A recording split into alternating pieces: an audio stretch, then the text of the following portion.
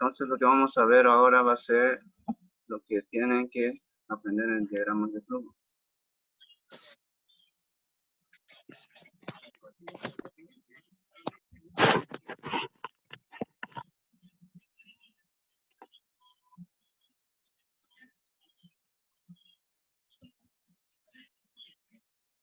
Diagramas de flujo. Entonces, tenemos que nosotros conocer muy bien cuáles son los datos de entrada que tenemos que analizar para realizar ya sea un proceso y de ahí mostrar una solución. En este caso, la entrada de datos va a ser A, B, el proceso, en este caso, en un ejemplo, sería una suma, y la salida va a ser un resultado C. Eso en forma general, ¿sí? Lo que tienen que entender acá es que siempre va a haber una entrada de datos, algún proceso a realizar, y una salida de datos que siempre se quiere dar una solución. Obviamente un programa siempre es finito. Ahora, un diagrama de flujo por lo general tiene estas 5 partes principales. Un inicio, una entrada de datos, procesos, mostrar y fin.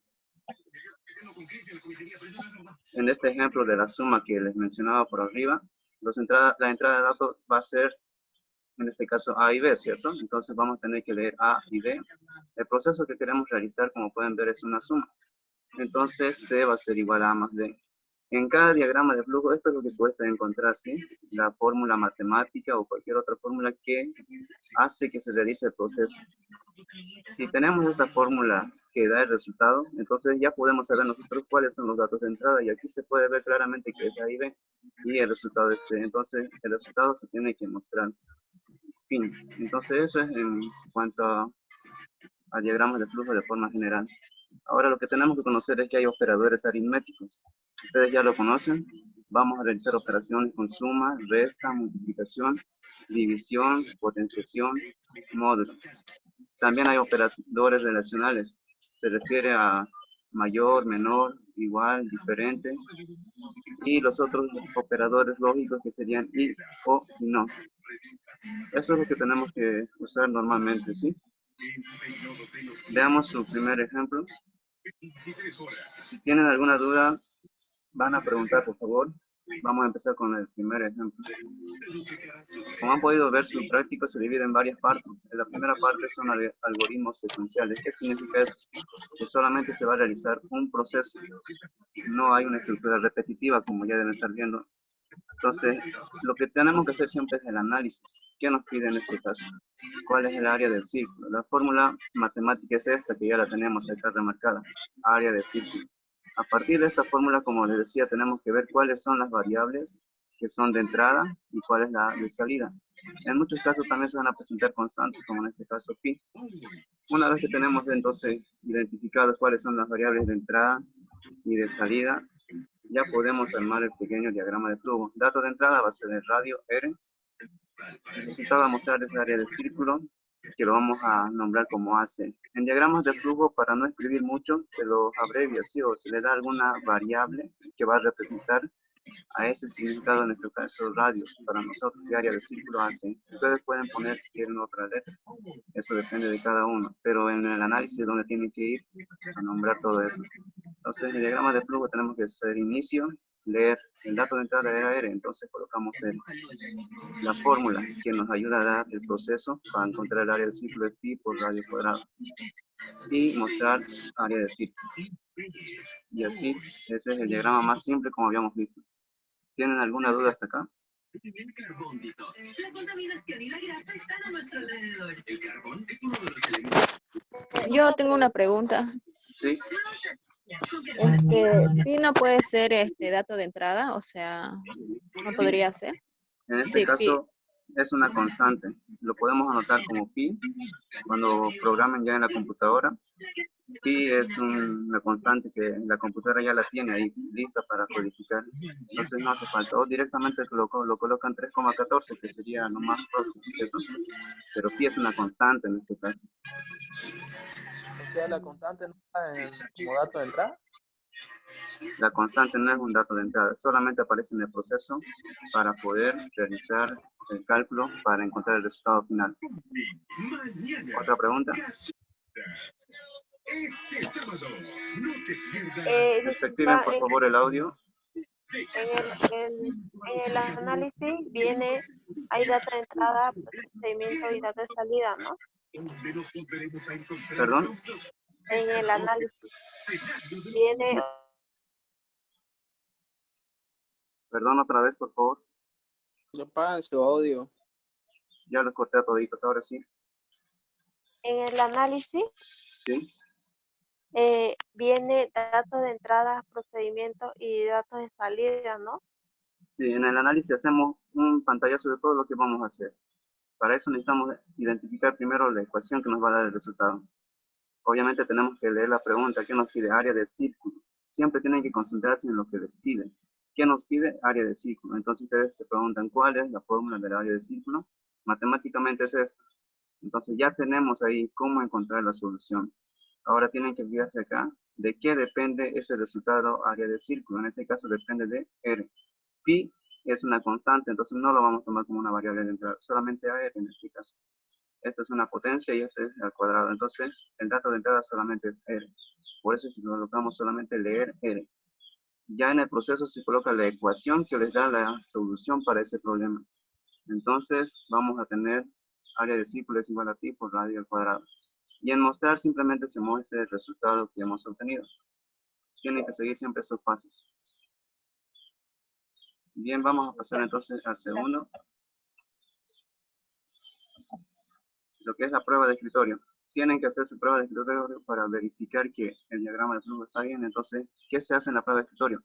Tienen que anotar en la tabla todas las variables que han usado, tanto de entrada como en este caso es R, como I, de salida como en este caso es área de ciclo. Anotan eso en la parte superior y empiezan a seguir la secuencia del diagrama de flujo. ¿Qué dice acá? Leer R. Podemos darnos entonces un ejemplo para R. Por ejemplo, 3. Si R es igual a 3, ¿cuánto será el área de círculo? Lo calculamos matemáticamente. Y sale que pi por 3 al cuadrado, 28.27. Entonces, ese es el área de círculo. Podemos anotar ya en la prueba de escritorio allí como resultado encontrado. ¿Qué dice? Mostrar. Entonces, quiere decir que ya estamos mostrando este resultado y fin. Podemos darnos otro ejemplo. 5. Si R es igual a 5, el área de círculo va a ser igual a pi por 5 al cuadrado, 78,54. Anotamos entonces ese resultado. De eso se trata la prueba de escritorio. Siempre tienen que anotar todas las variables que están utilizando y seguir la secuencia que hace el diagrama de flujo. ¿Ok? Vamos a la siguiente pregunta. Nos dice, suponiendo que una paella puede cocinar exclusivamente con arroz y gambas y que para cada 4 personas se utiliza medio kilo de arroz, 0.5, y un cuarto kilo de gambas, 0.25, escribir un programa que pida por pantalla el número de comensales para la paella, el precio por kilo de los ingredientes de arroz y gambas, luego muestre las cantidades de los ingredientes necesarios para el costo de la misma. Lo que tenemos que hacer es un análisis siempre, ¿sí? En este caso se trata de cocinar una paella, nos dice. Entonces nos fijamos acá, la paella. Tenemos que ver qué datos tenemos. Nos dice que para 4 personas, este es un dato muy importante, se utiliza ¿cuánto? 0.5 de arroz y 0.25 de gambas. Entonces, tenemos ese dato que para 4 personas necesitamos 0.5 de arroz y 0.25 kilogramos de gambas. Con eso ya estamos más o menos entendiendo el problema. Pero, ¿qué nos pide del resultado? Estos son los datos de entrada, como pueden ver. Pero, ¿qué nos pide encontrar? Dice, el número de comensales para la paella va a ser un dato de entrada. Así también como el precio. El arroz tiene un precio, ¿cierto? Las gambas también tienen un precio. Entonces, esos van a ser los datos de entrada. ¿Cuántas personas van a ir a comer? ¿Cuánto es el precio del arroz? ¿Y cuánto es el precio de las gambas? Eso también tenemos que anotarlo de la siguiente manera. Datos de entrada, como nos dice aquí el enunciado. Número de comensales. El número de comensales lo podemos abreviar como NC. El precio por kilo de los ingredientes, arroz y gambas. Entonces, otro dato de entrada nos está diciendo ahí que es el precio de arroz por kilogramo. Entonces, lo vamos a anotar como precio de arroz. Ahora, el precio de las gambas también es otro dato, como nos dice acá. El precio de gambas por kilogramo va a ser para nosotros como PG. Ahora tenemos que analizar qué nos pide mostrar. ¿Qué nos está pidiendo que muestre? Aquí está, fíjense, punto final. Dice, luego muestre las cantidades de los ingredientes necesarios. Al decir cantidades nos están pidiendo en este caso cuántos kilogramos de arroz se necesitan y cuántos kilogramos de gambas se necesitan. Entonces, kilogramos de arroz lo vamos a ver como la letra K seguido de A. Y gambas como KG. Luego nos pide el coste de la misma, es decir, nos está pidiendo el costo del arroz y el costo de las gambas. Y también lo agregamos con esas letras, CA y CG. Entonces, fíjense que estamos haciendo el análisis de lo que necesitamos leer y lo que necesitamos encontrar. Ahora tenemos que preguntarnos cuál es el proceso que se necesita hacer. En este caso, ¿qué nos está pidiendo? Aquí está, nos está pidiendo estas 4 cosas. ¿Cuántos kilogramos de arroz se necesitan? ¿Cuántos kilogramos de gambas? ¿Cuánto es el costo del arroz? ¿Y cuánto es el costo de las gambas? Pero ¿de qué dependen todos estos resultados? De la parte de arriba, que son los datos de entrada. Entonces tenemos que analizar cómo podríamos saber cuántos kilogramos de arroz son necesarios. La ecuación va a ser la siguiente. Para saber cuántos kilogramos de arroz son necesarios, tenemos que saber el número de comensales, cuántas personas van a ingresar. Supongamos en este caso que el número de personas son 4, es decir, NC va a ser 4. Si el número de comensales es 4, ¿cuánto de arroz se necesitaría? ¿Alguien podría responder, por favor? Si NC es igual a 4, ¿cuánto de arroz se necesitaría? Aquí a simple vista se puede dar uno cuenta. Si son 4 0,5. personas, 0.5, ¿cierto? Muy bien. Entonces ahí podemos ver que esta ecuación va a funcionar. Si son 4 personas, 4 con 4 se va a ir y 0.5 kilogramos. Funciona. Entonces de esa forma vamos a ver la cantidad de arroz. Ahora la cantidad de gamba. Igual, vamos a necesitar el número de comensales y la ecuación es esto, que por cada 0 se necesita 0.25 kilogramos para 4 personas. De esa forma estos se van a eliminar los datos de las variables de personas y va a quedar kilogramos. Fíjense que ya hemos encontrado la cantidad de arroz y de gambas. Pero ¿cómo podríamos hallar el costo de cada uno de ellos? Recuerden que el costo de cada uno de ellos depende de quién, de la cantidad de arroz, ¿cierto? Y de lo que hemos anotado aquí arriba. El precio por kilogramo, fíjense, entonces kilogramo con kilogramo se va a ir. ¿Qué nos va a quedar? El precio. Vamos entonces a depender de este resultado que hemos encontrado anteriormente y multiplicarlo por un dato de entrada, que en este caso es el precio del arroz. Ahora para el coste de las gambas, también necesitamos saber cuántos kilogramos de gambas se va a comprar y cuánto es su precio de esas gambas. Entonces de esa forma vamos a encontrar los 4 resultados. Entonces estas son las 4 operaciones que necesitamos hacer para encontrar estos 4 resultados. Entonces los estoy enmarcando porque estos son los 4 procesos que deberían estar en el proceso, en el diagrama de flujo. ¿Cuáles son los datos de entrada? Aquí están 3. ¿Qué es lo que se va a mostrar? Lo teníamos ahí abajo, estos 4. Entonces, una vez que ya hemos descifrado todo lo que se necesita hacer, solamente tenemos que llevar a un diagrama de flujo. Aquí lo que tienen que entender es que un diagrama de flujo es simplemente ordenar los pasos que son necesarios para llegar a una solución. Fíjense que ya lo hemos resuelto esto, así sin usar un diagrama de flujo. Como normalmente nosotros resolvemos cualquier problema, ya sea de física, química, lo que sea. Pero el diagrama de flujo, ¿qué nos dice? Que le demos un orden nada más. Que anotemos en la parte de arriba los datos de entrada que son estos. Y que anotemos en los procesos todas las ecuaciones que son necesarias para llegar al resultado final. Entonces eso es lo que vamos a anotar en la siguiente diapositiva. Inicio, siempre tenemos que tener un inicio. ¿Qué es lo que se tiene que ver? 3 cosas nos decía ya el enunciado. Número de comensales, el precio del arroz, el precio de las gambas. ¿Cuáles son los procesos que se van a hacer? Son 2 procesos iniciales. La cantidad de arroz, los kilogramos de gamba, con las ecuaciones que habíamos mencionado, cada una. Y una vez que obteníamos eso, podíamos calcular el coste del arroz, el coste de las gambas, con esas ecuaciones que habíamos analizado. Para así poder mostrar los resultados que nos pedían, que era cuántos kilogramos de arroz, cuántos kilogramos de gamba, el costo del arroz y el costo de las gambas. Entonces, una vez que han mostrado el resultado y no se piden más en el problema, se debe colocar el fin. Pero ¿cómo podemos demostrar esto? Con la prueba de escritorio. Como les mencionaba anteriormente, tenemos que anotar todas las variables que hemos usado. ¿Cuántas variables hemos usado en este proceso? Son 3 de entrada y 4 de salida. Antes de seguir, bueno, al final vamos a hacer las preguntas, ¿sí? Vamos a demostrar primero esta prueba de escritorio. Número de comensales. Supongamos que el número de comensales es 4, como les decía. 4. El precio del arroz es 7. 7 bolivianos por kilogramo. Y el precio de las gambas, supongamos que es 50.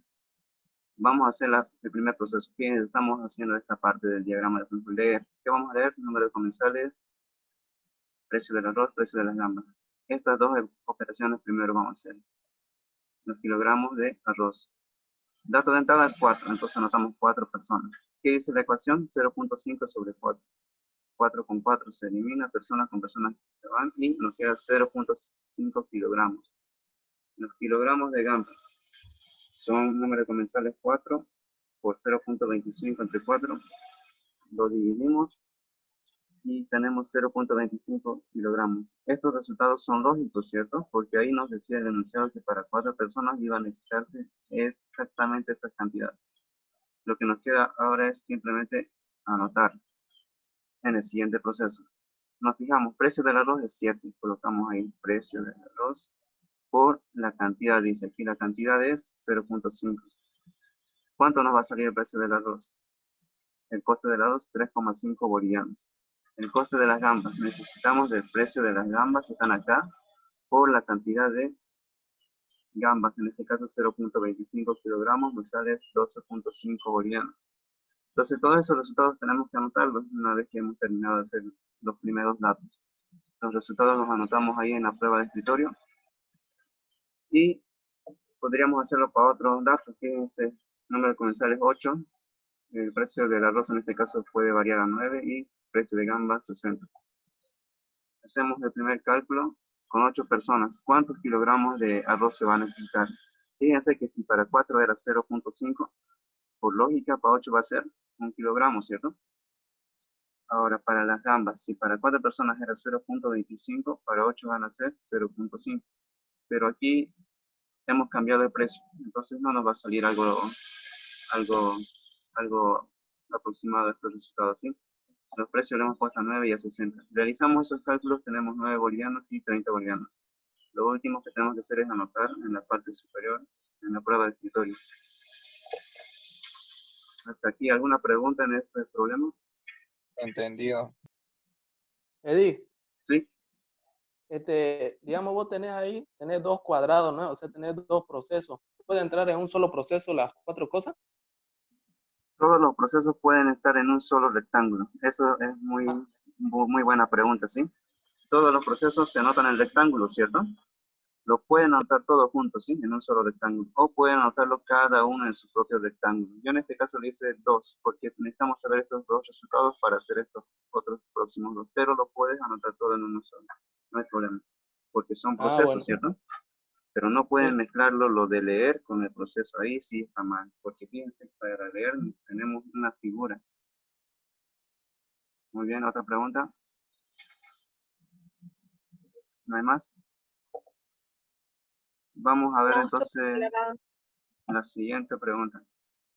Diseñar el algoritmo correspondiente a un programa que escribe el porcentaje descontado de una compra, introduciendo por teclado el precio de tarifa y el precio pagado. Entonces tenemos que hacer un análisis. Sabemos que hay el descuento, ¿cierto? Pero ¿qué sucede en los descuentos? Se supone que aquí hay un precio supuestamente que era el original, 7.99 en este caso. Nos dice que hay un descuento de 25% y usted debería pagar entonces 5,99. Esto es algo que tiene que ver con este problema, fíjense. Dice diseñar un algoritmo correspondiente a un programa que escribe el porcentaje descontado. Nos están pidiendo hallar esto, fíjense en este ejemplo, este 25%. No sabemos, dice, cuánto es el porcentaje que nos están haciendo de descuento. Pero ¿qué sabemos nosotros? Sí sabemos que se va a introducir por teclado el precio de la tarifa. En este caso, el precio de la tarifa va a ser 7.99. Y el precio que realmente están pagando, en este caso, es 5.99. Entonces, una vez que hemos entendido de qué se trata el problema, podemos hacer lo siguiente. Decir que los datos de entrada van a ser el precio de la tarifa. En este ejemplo se puede ver que ese 7.99 va a ser el precio de la tarifa. El precio pagado es 5.99.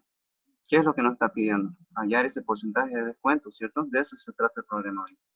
¿Cómo lo hacemos entonces? ¿Cómo encontramos ese porcentaje de descontado? Deberíamos hacer una ecuación que es la siguiente. Cuando hay un descuento, por ejemplo este 25, les dicen que es el 25%, entonces ese 25% lo divide entre 100, perdón. ¿Cuánto sale ese? Sale 0.25. Ese 0.25 tienen que restarle a 1. 1 menos 0.25, ¿cuánto sale? Sale 0.75. Entonces, si multiplicamos 0,75 por el precio de la tarifa, nos tendría que salir ese 5,99. Entonces, esta es la ecuación, fíjense, que nos da el precio a pagar. Pero, ¿cuál es nuestra incógnita? En este caso es el precio, o perdón, el porcentaje descontado, ¿cierto? Aquí está la variable que nosotros tenemos que despejar. Entonces, deberíamos de despejar esa variable. Despejando esa variable se va a obtener esta ecuación. El porcentaje descontado va a ser igual a 1 menos el precio que hay que pagar sobre el precio de tarifa por 100. En esta ecuación, ¿tienen alguna duda?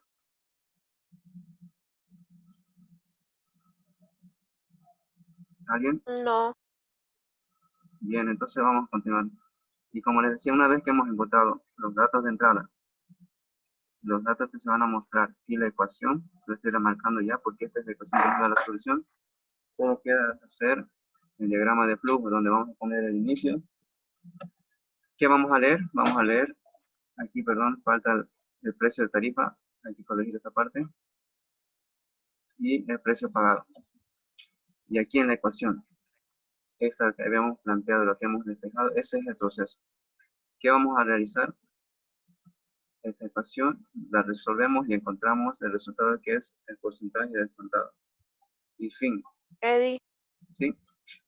disculpa, ahí en leer le faltaría PP, ¿no? El precio Sí, sí. pagado. Sí, perdón, ahí hay un pequeño error, sí. Esto tienen que anotar lo que está aquí remarcado. Ah, Le bueno, falta gracias. una P a cada uno, ¿sí? Bien. Sigamos.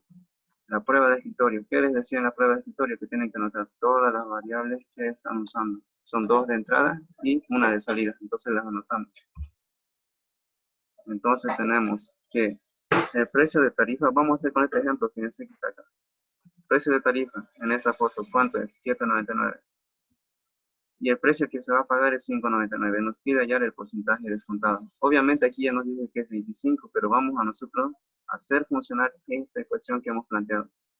Entonces sigamos la secuencia del diagrama de flujo. Leer precio de tarifa y precio pagado. Aquí estamos leyendo esos datos. Vamos a hacer entonces a reemplazar en esta ecuación esos datos. Reemplazamos esos datos y calculando nos sale 25.03. Si tiene alguien alguna calculadora, lo puede verificar. Efectivamente sale ese 25% que está acá. Entonces, si efectivamente sale ese resultado, quiere decir que esta ecuación está bien. Para eso nos sirve la prueba de escritorio, para verificar los diagramas de flujo, en este caso, cada uno de esos procesos. En este caso funciona, fíjense. Ahora podríamos darnos entonces otro ejemplo. Anotamos entonces aquí el precio descontado 25.03. Podríamos darnos aquí otro ejemplo con otros datos. Por ejemplo, ¿qué pasaría si el precio de tarifa es 7.99? Es decir, esto se mantiene, pero nos dice que tenemos que pagar 3,99. Ya no 5.99, sino 3.99. ¿Cuánto es el porcentaje descontado? ¿Cuánto creen que es ustedes? ¿Alguien se anima a decir cuánto creen que va a salir? La mitad. Próximamente es la mitad, ¿cierto? Simple lógica, fíjense esto, ¿a cuánto equivale? A 6 más o menos, ¿y esto? A 4. Esto prácticamente es un 8. Prácticamente ustedes saben que en marketing le ponen así para hacer notar que es precio bajo, pero este prácticamente es un 8 y este es un 4. Si el precio real era 8 y están pagando 4, quiere decir que el porcentaje descontado es 50%, pero verifiquemos, ¿sí? Hagamos correr este diagrama de flujo, leer, entonces estos precios de tarifa y precio pagado, usamos la ecuación, porcentaje descontado, reemplazamos esos datos, 3.99 dividido entre 7.99, todo eso lo restamos a 1 y lo multiplicamos por 100 y efectivamente sale esos 50,06% de descuento. Entonces nos anotamos ahí.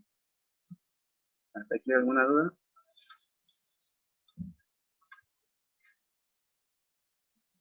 Yo tengo una dudita. Sí. S1 es para que se reste el precio de tarifa menos el precio pagado. Sí.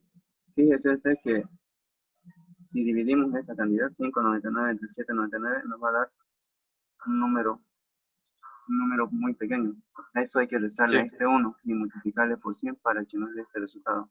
Esa fórmula la hemos reducido de esta, fíjense. Porque ustedes cuando tienen el descuento, digamos, se les dicen descuentos 50%, aquí deberían ponerse 50, ¿cierto? 50 dividido entre 100, ¿cuánto va a salir? 0.5. Ese 0.5 le restan a 1, va a salir 0.5. Entonces lo que deberían pagar es el precio de la tarifa por 0.5, les va a dar el precio a pagar. Y aquí hemos despejado esto, ¿sí? De esta forma. Y ahí se obtiene ese resultado. ¿Otra pregunta? Entonces vayamos al siguiente. Diseñar el algoritmo correspondiente a un programa que dado un tiempo en segundos, este se exprese en horas, minutos y segundos. Vamos a realizar el análisis nuevamente. Supóngase que este es un reloj, un cronómetro, fíjense, está mostrando horas, minutos y segundos. Quiere que lleguemos a ese formato, ¿sí? Ellos nos van a dar, ¿qué dice aquí? El tiempo en segundos.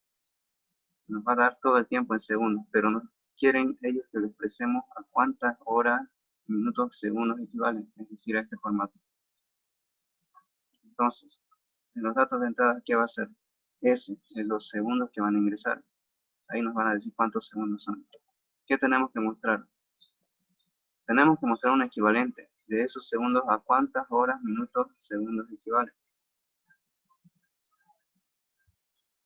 Entonces, ¿qué tenemos que hacer ahora? El proceso. Sabemos nosotros que el factor de conversión de hora a segundos es 1 hora equivalente a 3.600 segundos. Entonces, lo que vamos a hacer aquí es eso. Darnos un pequeño ejemplo. Por ejemplo, este número, 21.123 segundos. Si lo llevamos a este formato, ¿a cuántas horas, minutos, segundos representaría? Lo que podemos hacer es lo siguiente. Estos segundos, convertirlos a las horas respectivas, ¿cierto? Entonces, este total de segundos lo vamos a multiplicar por su factor de conversión. Simplificamos los segundos y nos queda 5 horas, 86.75. Pero el formato no es así, ¿cierto? Las 5 horas está bien, fíjense. Pero este restante 0.8675 horas deberíamos expresarlo en los minutos que corresponden y en los segundos que quedan. Entonces, ¿qué tenemos que hacer? Tomar esas horas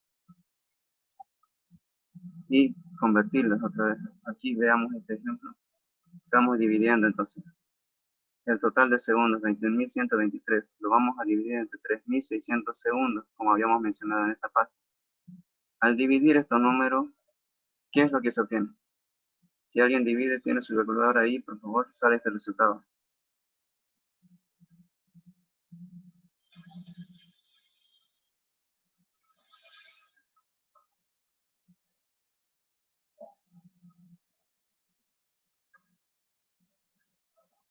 ¿Alguien tiene su calculadora ahí, por favor? ¿Nadie? Ya sigamos entonces. Sí, está bien. Sí, está bien. En una división, como ustedes saben, tenemos que anotar aquí. Este es el dividendo, ¿cierto? Dividendo, divisor, cociente y residuo. Dividendo, divisor, el residuo y el cociente. Entonces, fíjense que al hacer esta división, tenemos que multiplicar por 5 estos 3.600 para que nos dé un número muy próximo a este, donde su residuo nos va a dar esta cantidad. Esta parte de la división es la que nos interesa mucho a nosotros en informática para ir aplicando en diversos problemas que están más adelante también en su práctica.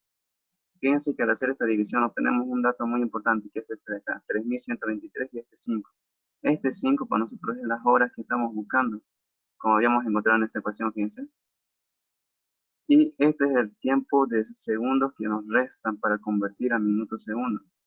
Entonces, este 5 para nosotros ya es las horas a que representa ese segundo, es decir, cuántas las horas que tiene más o menos y cuántos segundos nos falta convertir.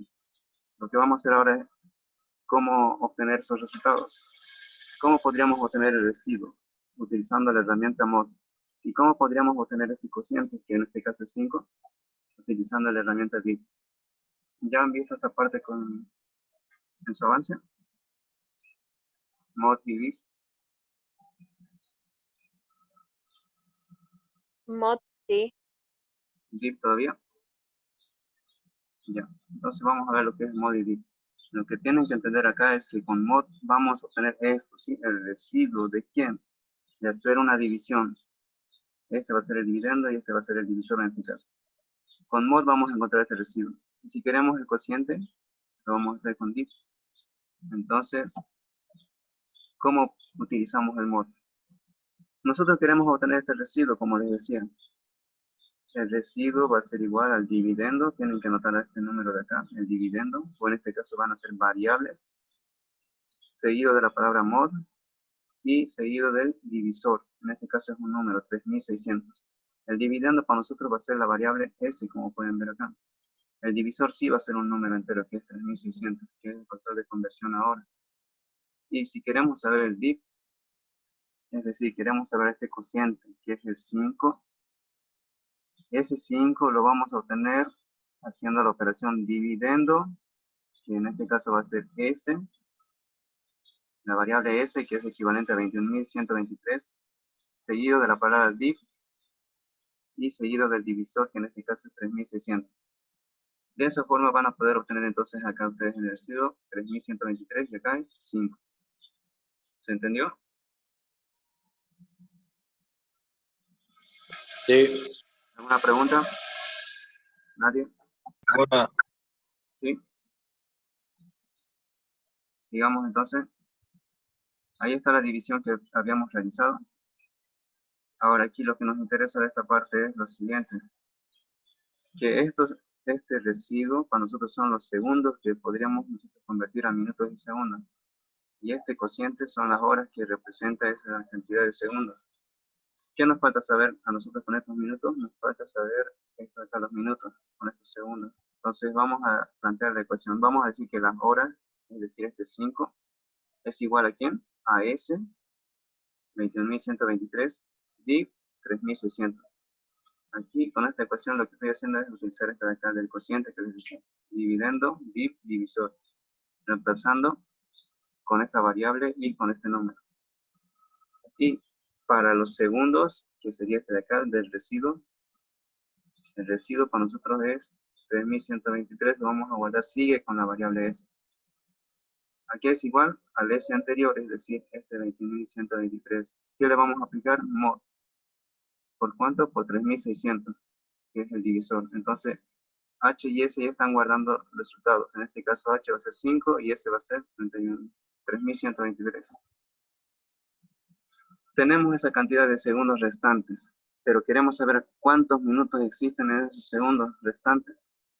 Entonces, el factor de conversión para llevar a minutos es que un minuto tiene 60 segundos. Entonces, ¿cuánto nos quedarían? Nos quedarían 52 minutos. 52,05, pero no se puede anotar 0,5, ¿cierto? Tenemos que ver cuántos segundos restantes hay ahí. Lo que sí está bien es este 52. Pero ¿cómo lo podemos hallar entonces esto para llevarlo a un diagrama de flujo? Utilizando esta división que habíamos hecho anteriormente. Lo que tendríamos como resultado lo siguiente. 3123 ahora hay que dividirlo entre 60. Ese es el factor de conversión ahora.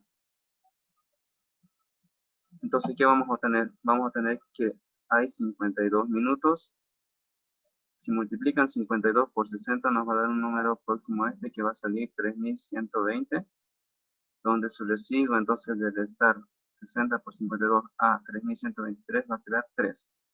Entonces aquí ya podemos encontrar que estos son los segundos que van a quedar y los minutos que representa esa cantidad de 3120 en este caso. Ese 3 se está yendo a los segundos. Entonces lo que tenemos que aplicar acá es que para los minutos, que son 52, tenemos que aplicar ese div 60 en este caso. Sigue siendo ese, pero el div ya no es 3600, ahora es 60, porque recuerden que tienen que colocar al divisor acá, ¿cierto? Aquí es el dividendo, acá el divisor. Entonces ya tenemos los minutos. Y los últimos segundos, ¿cómo lo vamos a calcular?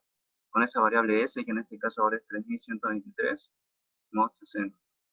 Entonces, estos 4 son los procesos que necesitamos para hallar esa representación horas, minutos, segundos.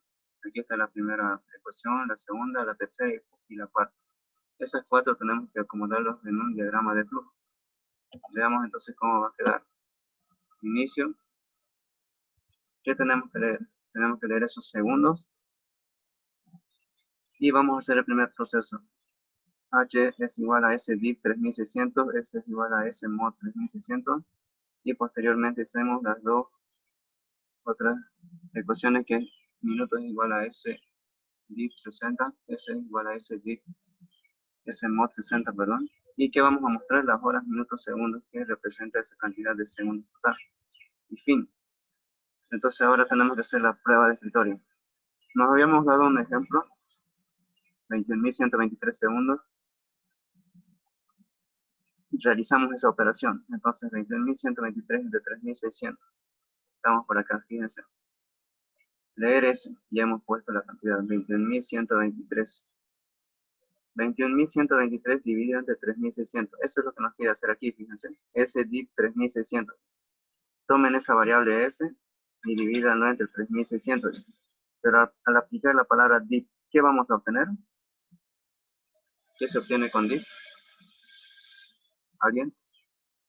Ahora, La hora, que sería para nosotros el cociente, exacto. Entonces, si realizamos esta división, las horas son 5. Al aplicar div, estamos almacenando este 5. ¿En qué variable? Aquí dice, en esta h. Entonces, aquí ya podemos notar que h es igual a 5. Y aquí nos quedan en el residuo. Ese residuo lo vamos a almacenar en S, donde S es igual a S mod 3600. ¿Qué significa S mod 3600? En otras palabras, significa el residuo de esta división. ¿Cuánto es? 3123. Entonces, S, fíjense, ya es 3123. Pero sigue habiendo proceso. Nos dice que ahora vamos a mostrar a cuántos minutos se pueden convertir. Entonces, ¿qué dice? Que tomemos la variable S, la dividamos entre 60. S, fíjense que ahora es 3123 y ya no es la inicial, que era 21.123. Ya no es esa, fíjense. La nueva S es esta de acá, 3123. A esa la tenemos que dividir y sacar entre 60. Y esa van a ser la cantidad de minutos que se pueden representar. Entonces, si realizamos esa división, nos salió 52 minutos. ¿Y cuánto quedó de restante en ese? 3 segundos. Entonces, anotamos que hay 52 minutos restantes y 3 segundos que quedan. Entonces, en otras palabras, estos 21.123 segundos equivalen a 5 horas, 52 minutos, 3 segundos. Lo que estaba en la diapositiva anterior. Lo que les decía, 5 horas, 52 minutos, 3 segundos. Es decir, lo hemos convertido en un formato como aparece en un cronómetro, ¿cierto? Me refiero a esta parte de acá. Vamos a ver esto de acá. Fíjense en esta imagen. 5 horas, 52 minutos, 03 segundos. Eso es lo que hemos obtenido. Hemos descubierto que 21.123 segundos equivalen a 5 horas, 32 minutos, 3 segundos. ¿Hasta aquí alguna pregunta?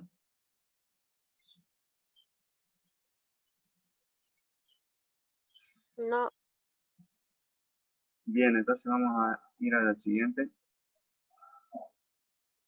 Dado un número entero en base 10, mostrar en pantalla,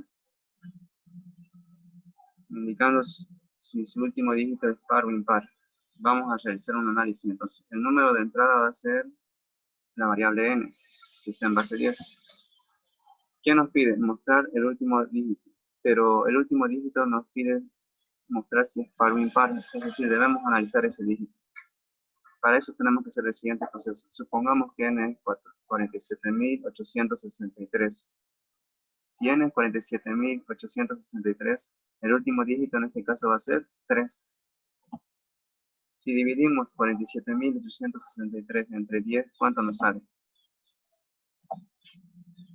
Nos da, todo número entre 10 va a salir este mismo número sin el último dígito, ¿cierto? Va a ser 4.786. ¿Cuánto queda de residuo? 3. Fíjense que al hacer esta división, ya tenemos nosotros ese último dígito que estamos buscando. Ahora la pregunta es, si yo quiero encontrar el residuo, ¿qué debo aplicar? ¿Mod o div? mod, Mod, ¿cierto? Bien, muy bien. Tienen que aplicar mod porque esto es lo que están buscando, este número. Vamos a aplicar entonces mod como mencionaron ustedes. Necesitamos el residuo, entonces vamos a aplicar mod. Para eso tienen que recordar cómo se usa mod. Entonces residuo va a ser igual al dividendo mod divisor. En este caso el dividendo es este número que para nosotros es la variable n. El divisor es 10, una constante en este caso.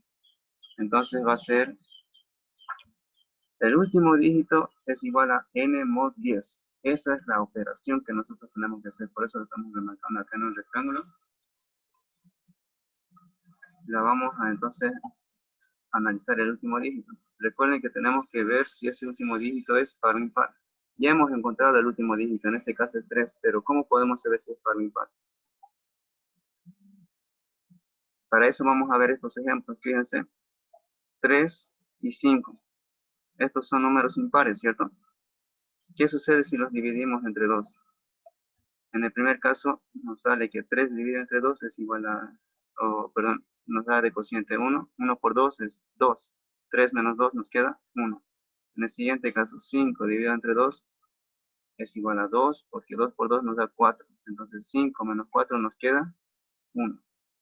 Fíjense cómo son sus residuos en los números impares. Nos da siempre 1. Entonces la conclusión que podemos obtener hasta acá es que para los números impares, si los dividimos entre 2 a esos números impares, sus residuos siempre van a ser igual a 1. ¿Qué pasa con los números pares? Por ejemplo, 6, 4, 8, 10. Si nosotros a esos números pares los dividimos entre 2, ¿qué sucede?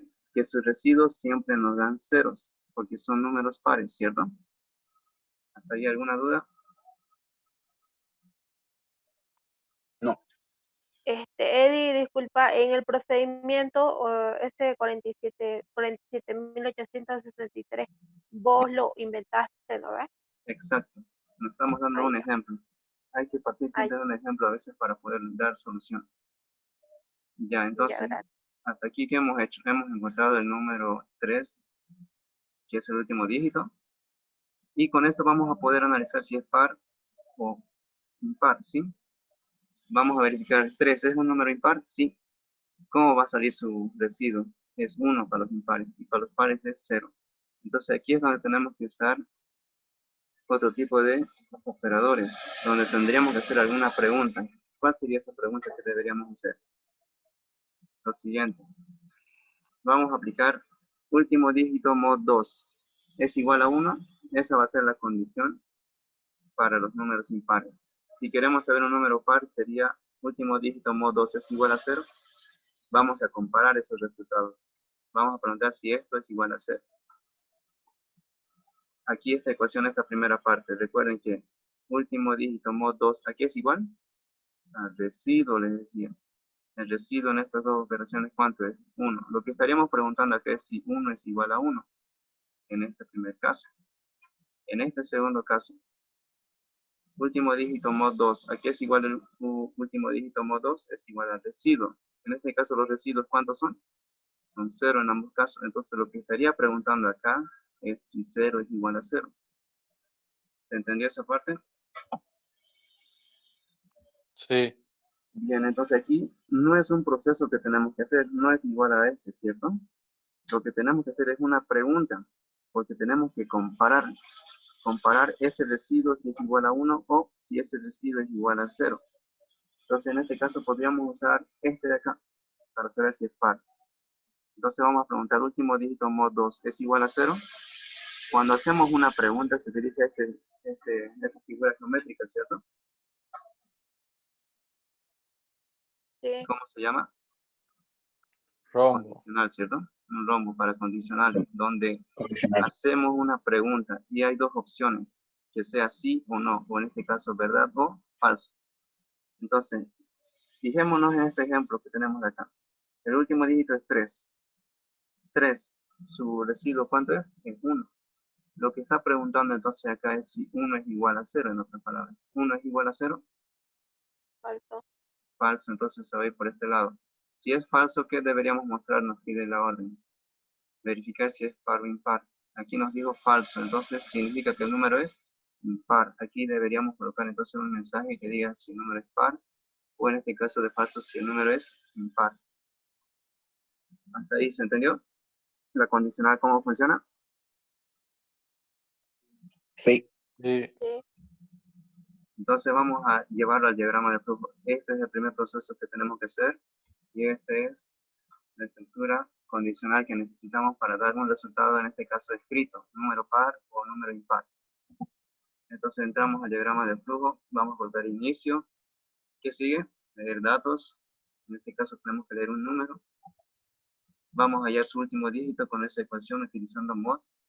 Una vez que tenemos el último dígito con mod, vamos a aplicar La pregunta. la pregunta exacta. ¿De qué trataba la pregunta? La pregunta es la siguiente. Último dígito Una, mod 2 es igual a 0. ¿Sí? una preguntita. ¿No sería el número dividido entre 10 para encontrar el dígito? Eso estamos haciendo aquí, fíjense. Último dígito es igual a n mod 10. Efectivamente lo estamos dividiendo entre 10. Para saber el último dígito. Pero para saber si es par o impar lo estamos dividiendo entre 2. Porque eso es lo que nos interesa saber, si es par o impar. Todo número par es divisible entre 2 y su residuo es 0. ¿Se entendió? Entendí. Es lo que se refiere es a que si en la pregunta dijiste is not, no debería ir en vez del 2 el 10. Aquí en la condición, Sí, en la condición no puede ir el 10 porque si lo hacemos entre 10 estaríamos hallando otro último dígito. Sí, sí. No, la pregunta era si no era dividido entre 10 para Este encontrar el último dígito. n entre Claro. 10. Sí, Es que sí. mod significa dividir, Sí, pero mostramos el sí, residuo. ya entendí, ya entendí. Perfecto. ¿Está alguien que pregunte? ¿Sí? De eso se trata.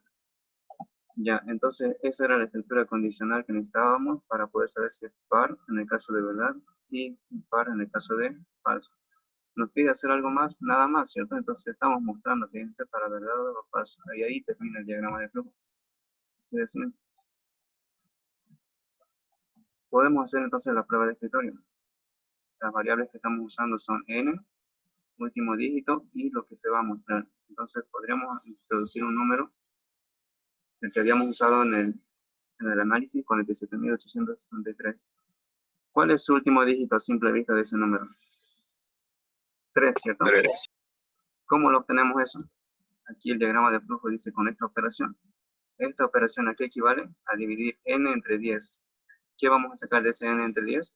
Su último dígito. ¿Cómo lo hicimos entonces? De esa forma. N entre 10. ¿Cuánto nos salió? 47.086. ¿Su residuo cuánto es? 3. Ese 3 lo estamos almacenando en último dígito. ¿Con qué herramienta? Con esto. N mod 10. Entonces de esa forma es que hemos encontrado ese último dígito, que en este caso es 3. Y eso lo anotamos entonces en la prueba de escritorio. Ya hemos encontrado el último dígito. Entonces entramos ahora a esta pregunta. Fíjense, último dígito, ¿cuánto vale? Vale 3. Si aplicamos 3 mod 2 es igual a 0, eso nos está preguntando. Entonces realicemos esa operación. Realicemos esa operación. 3 lo dividimos entre 2. Sale a 1. ¿Cuánto queda? 1. Entonces, el resultado de último dígito mod 2, ¿cuánto es? Es 1. Lo que está preguntando acá es si 1 es igual a 0. ¿Cuál va a ser la respuesta? falso. Falso. Entonces el número es impar. Eso es lo que vamos a mostrar acá. Número impar. Podríamos hacer entonces para otro número. 3124. A simple vista, ¿cuál es el último dígito? 4, ¿cierto? 4. Entonces, leer n. Ya hemos leído ese número, 3124. Lo vamos a aplicar mod 10. ¿Y qué nos queda? Nos queda que es 4 el número. Entonces, ese 4 ahora queremos saber si es par o impar. A simple vista es par, pero ¿cómo lo vamos a saber haciendo esta operación? Vamos a preguntar si su último dígito mod 2 es igual a 0. Realizamos esa división. 4 dividido entre 2 es a 2, queda 0. El residuo es 0, entonces está preguntando acá, ¿0 es igual a 0? ¿Verdad? Sí. Entonces, ¿qué va a imprimir? Número par. Correcto. Entonces, último número, 632.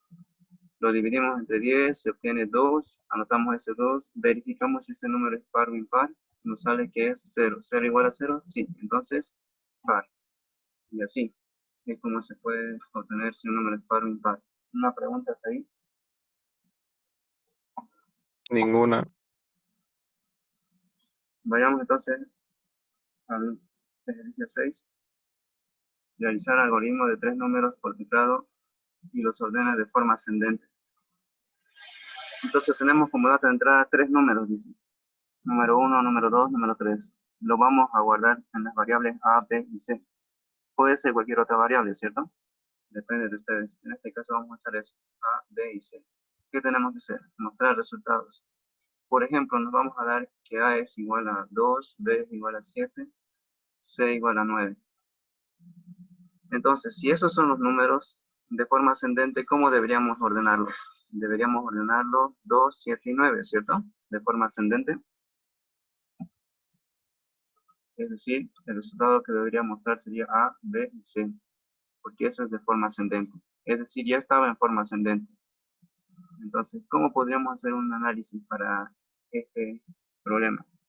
¿Qué es lo que tienen que hacer en este caso? Comparar si A es mayor que B y a la vez si B es mayor que C y si C es igual o mayor a A. Entonces, lo que se tiene que hacer en una primera prueba es lo siguiente. Preguntar si A es menor que B.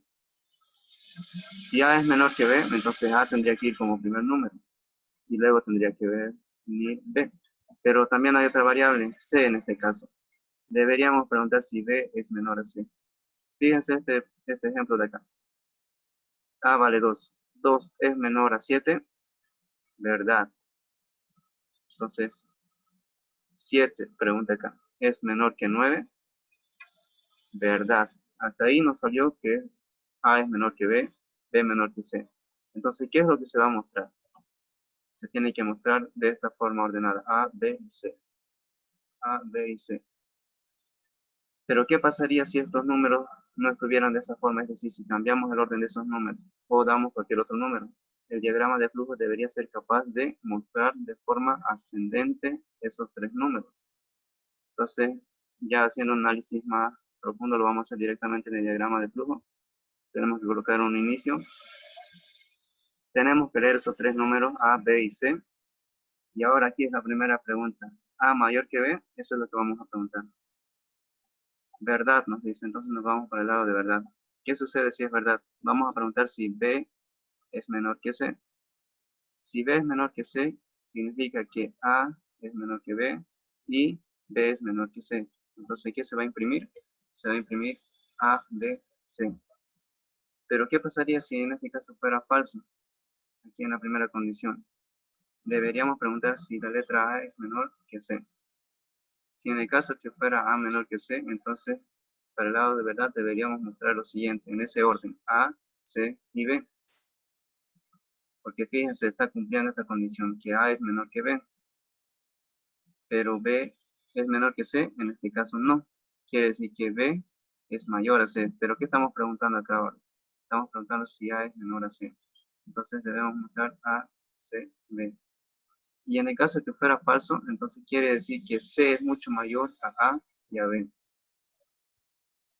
Ahora, por el otro lado, ¿qué pasaría si A no es menor a B?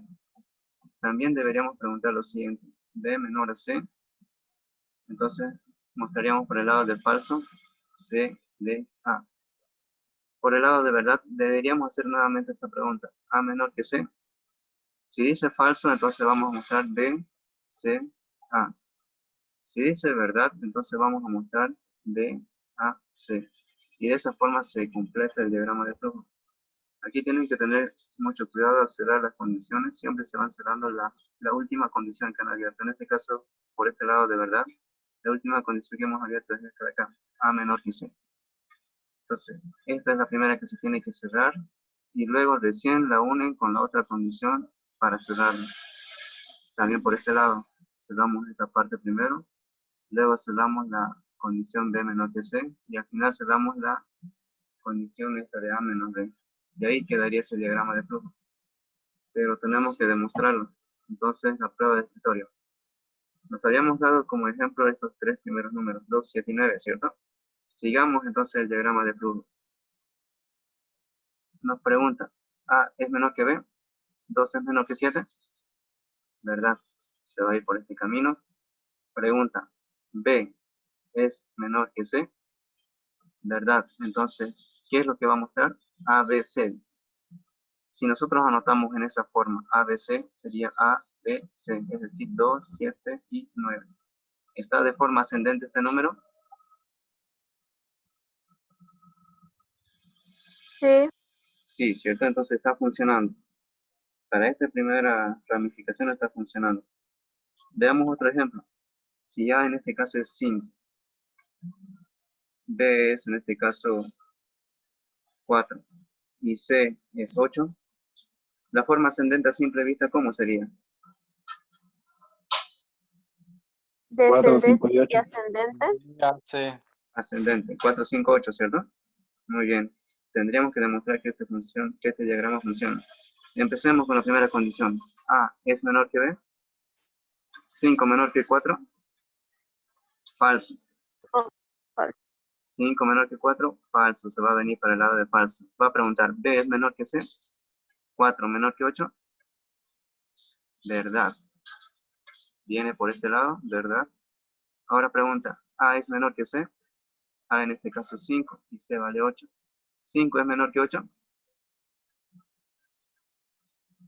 5 menor que 8, sí, ¿verdad? Entonces, ¿qué va a mostrar? Dice, B, A, C. Dice que mostremos B, A, C. Veamos si funciona. B, 4, 5, A, 8. C. Entonces, está bien lo que estamos haciendo. Esta parte. Un último ejemplo. 7, 9, 2.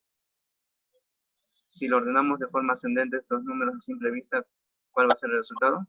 2, 7, 9, ¿cierto? Veamos. Sí, a ver. Entonces. A menor que B. A menor que B. Verdad. B menor que C. Falso. Falso. Falso. A menor que C. A menor que C. Falso. Falso. Entonces, ¿qué tiene que mostrar? Dice acá. C, A, B. C, A, B. Entonces, funciona. Exactamente tiene que mostrar esos números. Entonces, ese es el análisis que se tiene que hacer para este diagrama. Bien, entonces, vamos a